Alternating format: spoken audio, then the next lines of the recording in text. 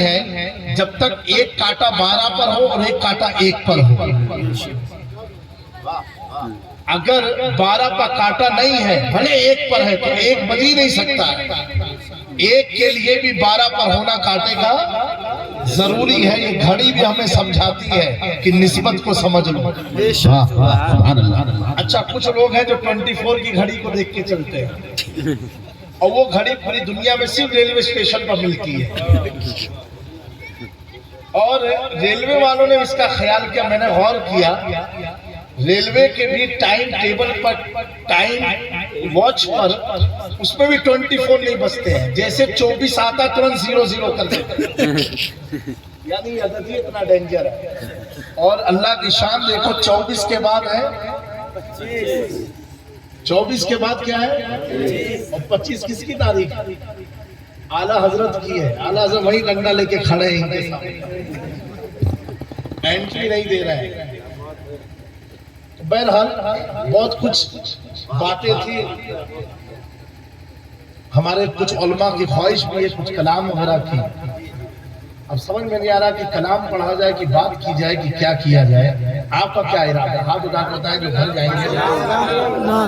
ہاتھ اٹھا کے بتائیں جن لوگوں کو گھر جانا ہے. اب کیا میں مانو جذبات کا اثر ہے کہ ٹھنڈک کا اثر ہے؟ بہرحال کچھ بھی ہو کچھ تو اثر ہے کہ نہیں ہے؟ ابھی دیکھیں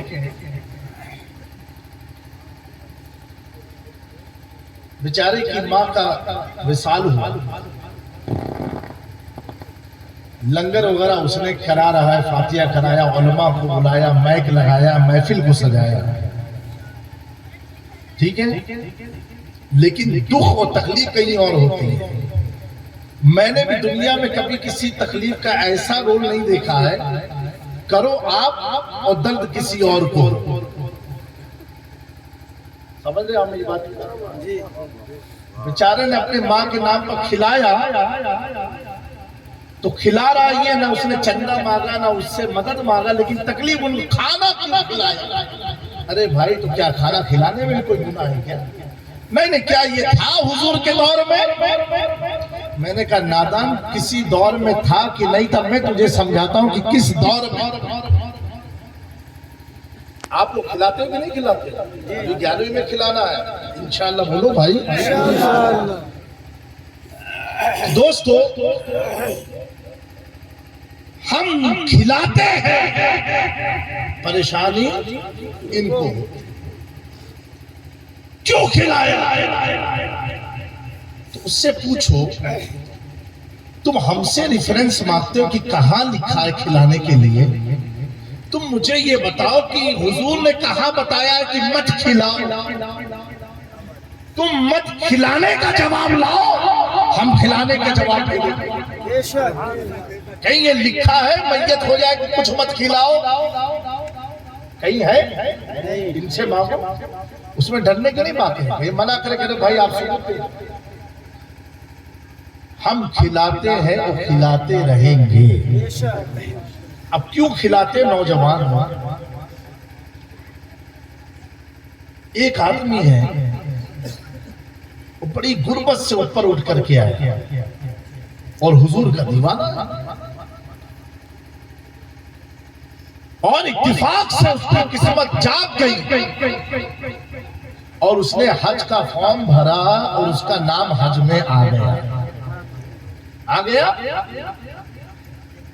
آنے کے بعد اب جب حج کا دن قریب آیا, آپ کی فلائٹ کی ٹکٹ آ گئی, اب آپ کیا کرو گے؟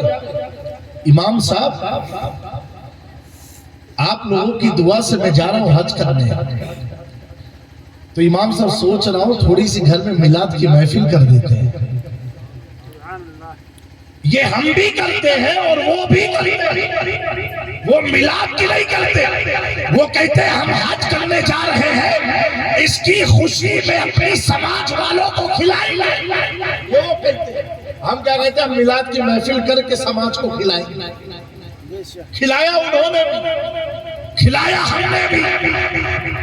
خیر والوں یہ بتاؤ ابھی نہ حج کا کرنے گیا نہ جہاز میں بیٹھا، نہ مکے کو دیکھا، نہ کعبے کا طواف کیا، نہ احرام کو پہنا، نہ صفا مروہ کی سعی کی، نہ مینا میں قیام کیا، کچھ بھی نہ کیا، کھانا کھلا دیا، کچھ بھی کیا نہیں اور کھانا کھلا دیا۔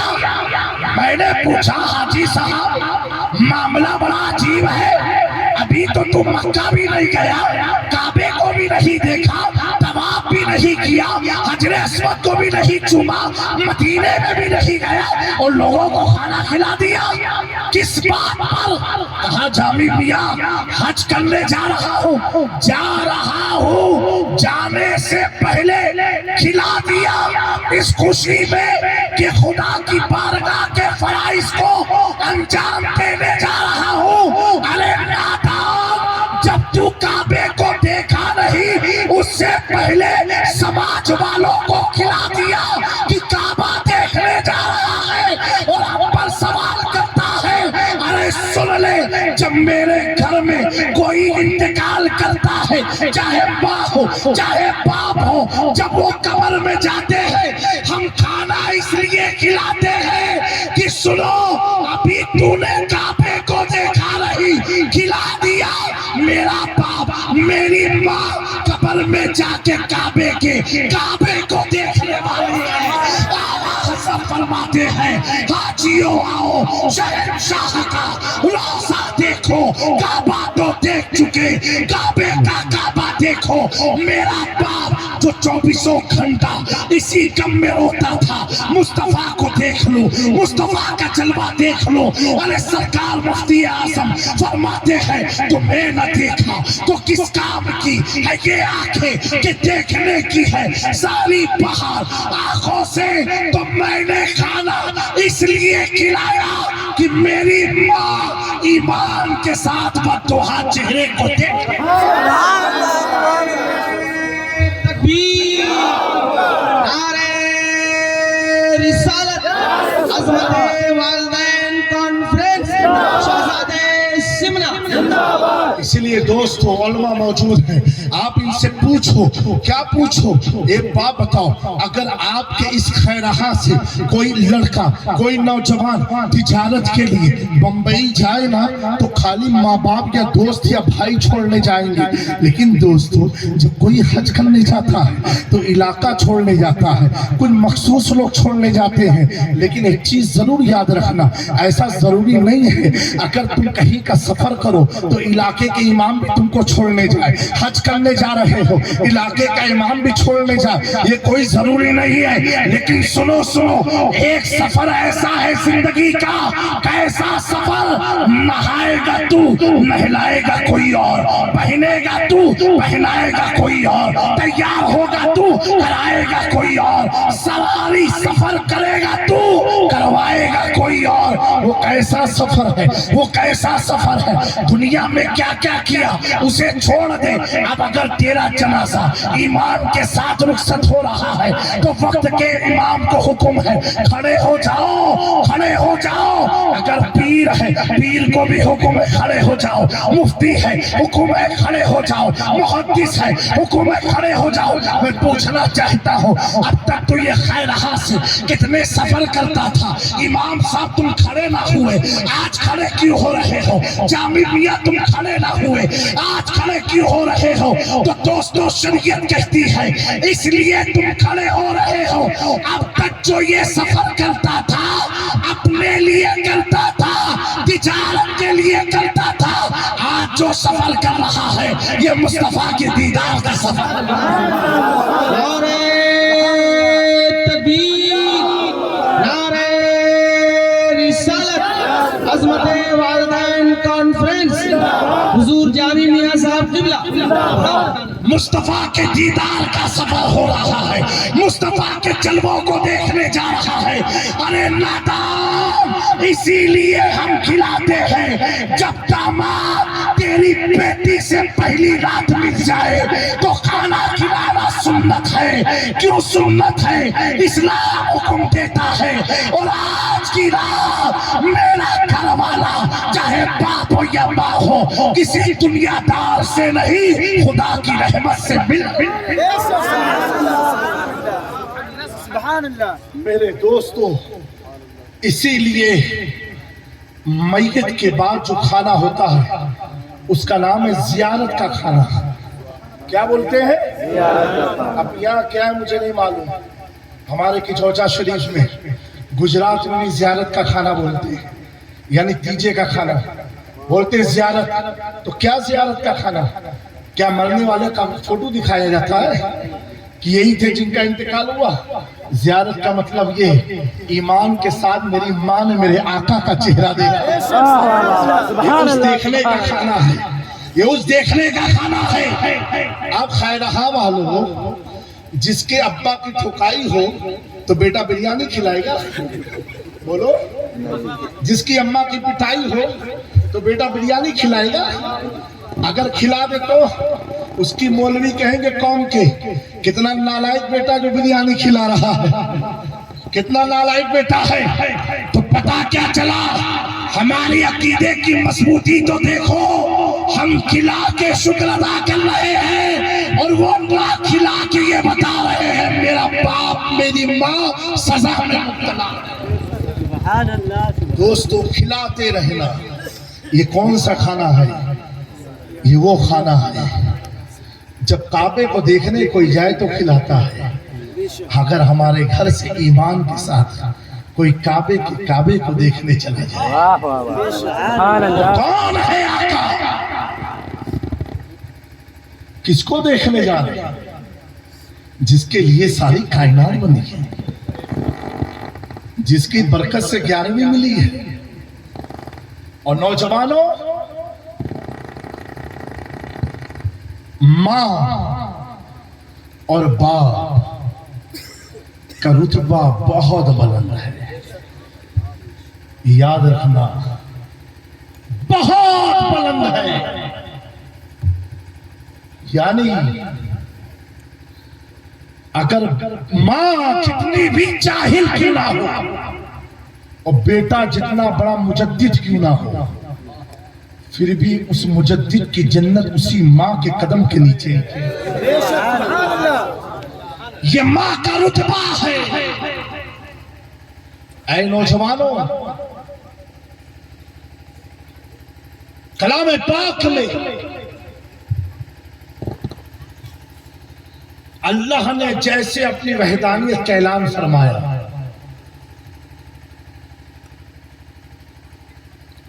اللہ ایاہو، سوائے اللہ کے کوئی لا یعبدون،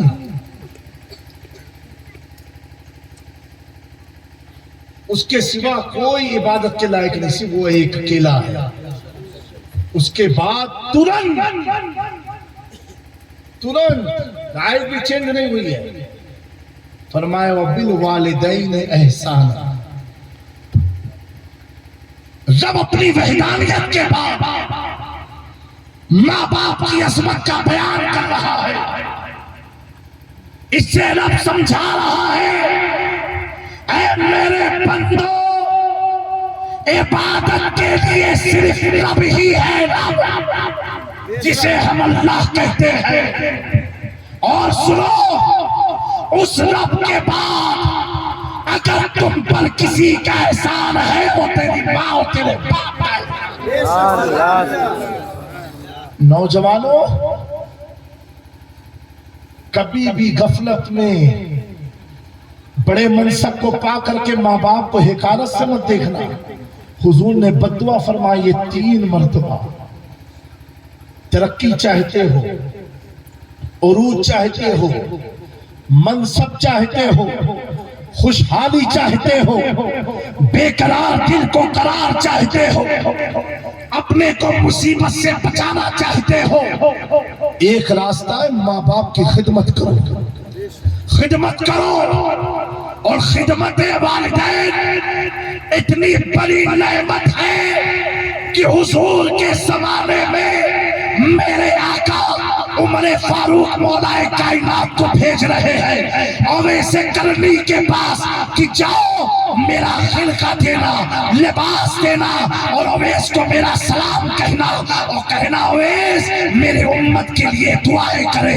میں پوچھنا چاہتا ہوں اویس کرنی میں وہ کون سا گڑ تھا، وہ کون سا ہنر تھا، وہ کون سی طاقت تھی، وہ کون سی روحانیت تھی کہ وقت کے جلیل القدر صحابی رسول ام المومنین عمر فاروق کو اور حیدر کرار کو حضور بھیج رہے ہو؟ تو دوستو اس تقوی کا نام تھا اویس کے ماں کی محبت، طہارت کا نام تھا ماں کی محبت، اطاعت کا نام تھا ماں کی محبت۔ ماں کے اتنے وفادار تھے کہ رات بھر ماں سوتی رہی، اویس کرنی پانی لے کر کے کھڑے رہے۔ نعرہ تکبیر، نعرہ رسالت، عظمت والدین کانفرنس۔ تین چیز کو دیکھنا عبادت ہے، کعبے کو دیکھنا عبادت ہے۔ کس کو؟ کعبے کو دیکھنا عبادت ہے، قرآن پاک کو دیکھنا عبادت ہے۔ اگر کچھ جاہل کہتے ہیں حضرت ہم پڑھ نہیں پاتے تو کیا کریں؟ سنو نادانو، ایسا جواب تو تمہیں دینے سے پہلے سوچنا چاہیے۔ آپ گھر میں اگر پڑھ نہیں پاتے ہو، عمر بیت چکی ہے، پھر بھی کوشش کرو، پھر بھی نہیں ہو پاتا ہے تو اپنے گھر کے قرآن کو، اپنے گھر کے قرآن کو بلند طاق پر رکھ کے گرد و غبار کے چھپکلیوں کے حوالے مت کرو۔ نادانو، آج ہماری بستی کا عالم یہی ہے، آج وجہ یہی ہے۔ جو قرآن اس کو ہدایت کی کتاب تھی، جو قرآن دنیا میں جینے کا طریقہ بتاتی تھی، جو قرآن ہر فتنے سے ہمیں آگاہ کرتی تھی، ہر فتنے کا جواب دیتی تھی، آج وہ قرآن کو ہم نے اوپر رکھ دیا ہے۔ ایک جگہ میں گیا، ایک علاقے میں گیا، میں نے پوچھا یہ بتاؤ یہ کلام پاک کتنے دن سے نہیں پڑھا گیا؟ کہا آپ حضور اگر معافی ہو۔ میں نے کہا کیا ہوا؟ کہا میری ماں کو جہیز میں ملا تھا اور میری ماں نے کہا تھا جب میری بیٹی کی شادی ہوگی میں یہی قرآن اسے بھی جہیز میں دوں گی۔ میں نے کہا سن یہ تو ماں بھی گنہگار ہو رہی ہے، بیٹے کو بھی گنہگار بنا رہی ہے۔ کلام پاک جہیز میں اس لیے دیا جاتا ہے ایک سکون کے طور پر، تاکہ بچی گھر سے جو رخصت ہو رہی ہے اس کے سر پر قرآن کا سایہ رہے گا، اور جو قرآن کے سائے میں آ جاتا ہے وہ خدا کی رحمت کے سائے میں آتا ہے، تو میری بچی ہر خرافات سے بچی رہے گی۔ لیکن میرے نوجوانوں، اے ملت کے لوگوں، آج مجھے یہ تو بتاؤ ہماری قوم کا حال کیا ہو گیا ہے؟ ہم قرآن کو کب پڑھتے ہیں؟ جب گھر میں میت ہو جائے۔ ہم قرآن کو کب پڑھتے ہیں؟ جب کرونا کال کا دور تھا۔ ہم قرآن کو کب پڑھتے ہیں؟ جب زلزلہ اور بھوکمپ کا خدشہ آ جائے۔ ہم قرآن کو کب پڑھتے ہیں؟ جب باڑھ آ جائے۔ ہم قرآن کو کب پڑھتے ہیں؟ جب بجلیاں خوب کڑکتی ہے۔ ہم قرآن کو کب پڑھتے ہیں؟ جب آندھی اور طوفان اپنی لپیٹ میں انسانیت کو لپیٹنا چاہتا ہے۔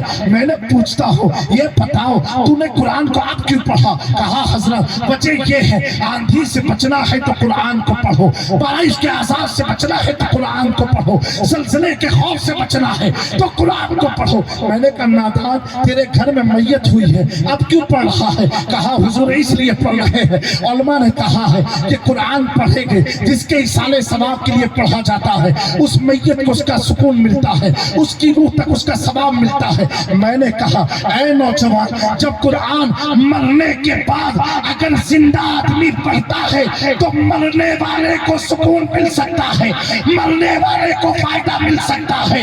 ارے نوجوان اسی مردہ سے سمجھ لے جو قرآن والوں کو فائدہ دے سکتا ہے تو زندگی میں اگر پڑھے گا تو تجھے کیا فائدہ؟ سبحان اللہ، سبحان اللہ، میرے دوستو کلام پاک کو قرآن خوانی والی کتابیں مت پڑھو۔ میرے پیارو اپنی کامیابی چاہتے ہو تو قرآن کو پڑھو۔ آقا کریم فرماتے ہیں کعبے کو دیکھنا عبادت ہے، قرآن کے حروف کو دیکھنا عبادت ہے، اور تیسرا فرمایا ماں باپ کے چہرے کو دیکھنا عبادت ہے۔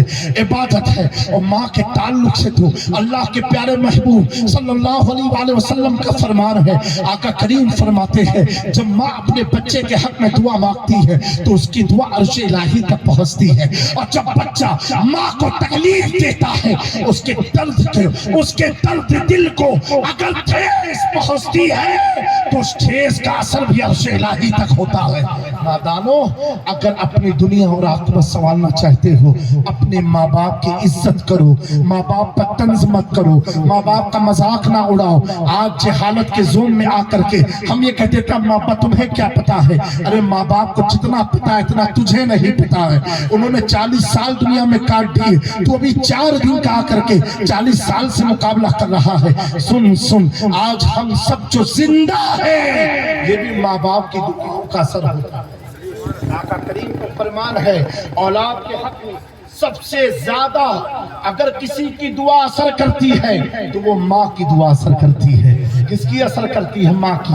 آج ہم سب کا حال کیا ہوا؟ حضرت آئے دعا کرا لیا، مولانا صاحب آئے دعا کرا لیا، پیر صاحب آئے دعا کرا لیا، فلاں بزرگ آئے دعا کرا لیا۔ بالکل کراؤ، لیکن پہلے اس کی بھی دعا لے لو جس کی زیادہ حق ہے۔ اس ماں کو رنجیدہ کر کے تم کبھی کامیاب نہیں ہو سکتے ہو۔ میں کہوں گا وہ بچے بڑے خوش نصیب ہیں جو اپنی ماں کو زندہ پا کر کے ان کی خدمت کر پا رہے ہیں۔ دوستو اگر ماں کوئی بات تجھے لگتا ہے کہ ماں کو غلط فہمی ہو گئی ہے، اس کے باوجود بھی تلخ جملے میں مت بولنا، تلخ جملے میں مت بولنا۔ ابھی قریب کا ایک دم لیٹسٹ واقعہ ہے، یعنی کہ تقریباً 10-15 دن پہلے کا واقعہ ہے۔ پروگرام میں ہم جا رہے تھے اور جب پروگرام میں جانے لگے ہم بڑودہ گھر پر تھے 4 گھنٹے کے لیے۔ ہم لوگ سفر میں رہتے ہیں، واللہ العظیم ہمیں معلوم ہے ماں باپ کی محبت کیا چیز ہوتی ہے، کیا چیز ہوتی ہے۔ آپ کو بلانا تو بڑا آسان لگتا ہے، پریوار کو چھوڑنا کہ آنا بڑا مشکل ہوتا ہے۔ میری الحمدللہ 3 سال کی بچی ہے، جب پروگرام میں ہم نکلتے ہیں نا اس وقت نکلتے جب وہ سو جاتی ہے، نہ تو صبح اگر اس کے سامنے نکل گئے تو میرا سفر دشوار کن ہو جائے گا، کیونکہ ابو آپ تو رہتے ہی نہیں ہیں گھر میں، آپ تو رہتے ہی نہیں گھر میں۔ 3 سال کی بچی ہے، کبھی کبھی بیگ لے کر کے الماری میں چھپا دیتی ہے کہ ابو سفر میں نہ کہیں چلے جائے۔ میرے دوستوں ماں کتنی بڑی دولت ہے، کتنی بڑی دولت ہے کہ میں سفر میں جب نکلا تو اتفاق ایسا ہوا ٹکٹ کنفرم نہ ہوا تھا۔ جب ٹکٹ کنفرم نہ ہوا ہم نے پروگرام والوں کو فون لگایا، انہوں نے کہا نہیں حضرت جیسا سب کا جواب ہوتا ہے، نہیں آئیں گے تو علاقہ لوٹ لے گا، تو مار دے گا، ٹاڑ دے گا، یہ سارے جواب سنے۔ ہم نے کہا چلو ٹھیک ہے وعدہ ہے تو چلے جاتے ہیں۔ امی کا فون آیا کہ بیٹا اگر ٹکٹ کنفرم ہے تبھی جانا، نہ تو پلٹ کے واپس چلے نہ تو ہم کو رات بھر نیند نہیں آئے گی۔ ہم نے کہا امی آپ بالکل مطمئن ہیں، آپ دعا کریں گے انشاءاللہ ٹکٹ میری کنفرم ہے، کنفرم ہے۔ یہ اتنا سا میں نے جھوٹ بولا۔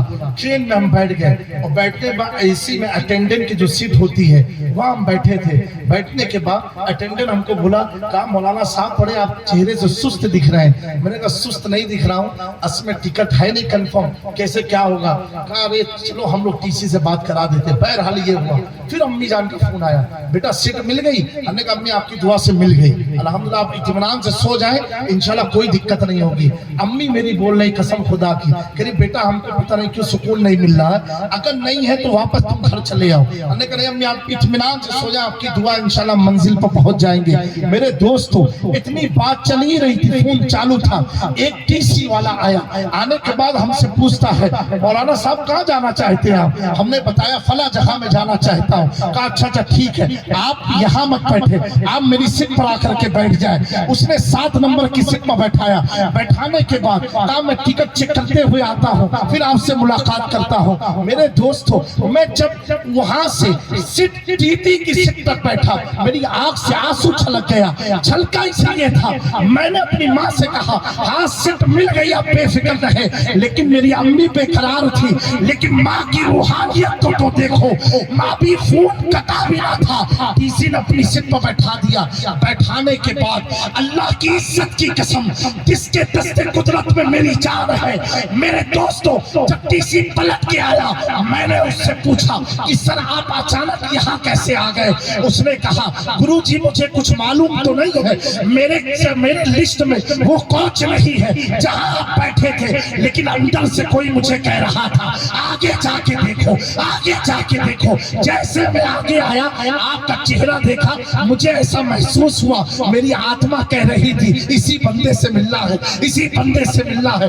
آپ کو دیکھتے ہی میں نے طے کر لیا اگرچہ پوری رات میں ٹرینوں کا چکر لگاتا رہوں گا لیکن آپ کو سناتا ہوا منزل میرے دوستوں یہ ماں کی دعا ہوتی ہے کہ میں نے وہیں سے ویڈیو کال کر کے اپنی ماں کو دکھایا، ہم نے کہا امی جان آپ دیکھ لیں، سیٹ بھی مل گئی، بستر بھی لگا ہے، اب ہم سونے جا رہے ہیں، اب آپ بھی سو جائیں۔ دوستوں پتہ کیا چلا، میں اس رات 2 سے 3 گھنٹہ میری آنکھوں سے آنسو چلتا رہا، دل روتا رہا کہ ماں کا سایہ کتنی بڑی نعمت ہے، ماں کا ہاتھ کتنی بڑی نعمت ہے۔ ارے اس سے پوچھو جس کے سر پر ماں کا سایہ نہ ہو۔ میرے دوستوں امام حسین کی جیت کی سب سے پہلی سیڑھی کا نام ماں کی دعا تھی، اور کیسی دعا جو بچپن کے عالم میں جب سیدہ فاطمہ کو پتا چلا تھا کہ میرا یہ بیٹا شہید ہوگا، سیدہ فاطمہ نے عرض کیا یا رسول اللہ آپ دعا فرما دے اس وقت کربلا کے میدان میں میرا بیٹا میرے خون کا حق ادا کر دے۔ میرے پیارو ماں کی خدمت کرو، ماں کی خدمت جنت لے جاتی ہے، اور ماں سے دور رہوگے کبھی کامیاب و سکسیس نہیں ہو سکتے ہو۔ ماں تو وہ چیز ہے جو ساری کائنات کے لیے رحمت ہے۔ ہمارے آقا صلی اللہ علیہ وسلم ایک بار حضور پاک صلی اللہ علیہ وسلم نماز عصر کے فراغت کے بعد کیا ہوا، مسجد نبوی کے کونے میں بیٹھ گئے، اور بیٹھنے کے بعد آپ رو رہے تھے تو صحابہ کرام میں بے چینی ہوئی کہ حضور کو کس نے تکلیف پہنچا دیا۔ حضور کی بارگاہ میں مغرب کے بعد حاضر ہوتے ہیں، حضور آپ نماز سے پہلے رو کیوں رہے تھے؟ میرے آقا فرماتے ہیں مجھے میری ماں کی یاد آ رہی تھی، میری ماں کی یاد آ رہی تھی۔ ارے جتنے بھی غوث ہوئے خواجہ ہے، مخدوم سرنا ہے، ان ولیوں کا بیک گراؤنڈ دیکھو تو ان کے بیک گراؤنڈ میں ماں کا ہاتھ نظر آئے، ماں کی شفقت نظر آئے گی، ماں کی دعا نظر آئے گی۔ جو ماں کا نہیں ہو پایا نہ وہ پیر کا ہو سکتا ہے، نہ مشائخ کا ہو سکتا ہے، نہ رب کا ہو سکتا ہے، نہ مصطفیٰ کا ہو سکتا ہے، لیکن جو ماں کا وفادار ہو جاتا ہے وہ اپنے امام کا بھی وفادار ہوگا، اپنے پیر کا بھی وفادار ہوگا، اپنے آقا کا بھی وفادار ہوگا، اپنے رب کا بھی وفادار ہوگا۔ تو اگر وفاداری اہل بیت کی چاہتے ہو اس سے پہلے اپنے ماں کے وفادار بن جاؤ، اس سے پہلے اپنے ماں کے وفادار بن جاؤ۔ خیر خواہ والو میں نے تو سنا ہے یہ علاقہ اہل بیت سے محبت کرتا ہے، اہل بیت سے محبت کرتا ہے۔ اہل بیت کا پہلا پیغام ہے ماں کی اطاعت کرو، ماں سے محبت کرو، ماں سے الفت کرو، ماں کی خدمت کرو۔ موقع ملے تو اپنے ماں باپ کا قدم دباؤ، سر دباؤ، ایسی خدمت کرو انہیں یہ کہنا نہ پڑے تمہیں اماں دعا کر دو، تمہاری خدمت ماں کو مجبور کر دے دعا کے لیے۔ میرے دوستو آج ہم سب کی کامیابی اور ترقی اسی میں ہے۔ اللہ تبارک و تعالی ہم سب کا حامی و ناصر ہو۔ میرے بولنے میں کوئی غلطی ہوئی ہو تو مولا کریم تو اپنے فضل سے معاف فرما، وقت میں اتنی گنجائش نہیں، اوور ٹائم میں نے لے لیا ہے، پھر بھی اس یقین سے لیا ہے میں نے اپنی کوئی بات نہیں کی، ماں کی فضیلت میں کی ہے۔ میری ماں کی دعا سے انشاءاللہ فلائٹ بھی نہیں چھوٹے گی اور وقت سے پہلے انشاءاللہ پہنچ جائیں گے۔ ان چند کلمات کو میں آپ کے نظر محبت کرتا ہوں، اسے قبول کیجئے گا اور اپنی زندگی کو سنواریے گا۔ استغفر اللہ ربی من کل ذنب واتوب الیہ وما علینا الا البلاغ۔ السلام علیکم۔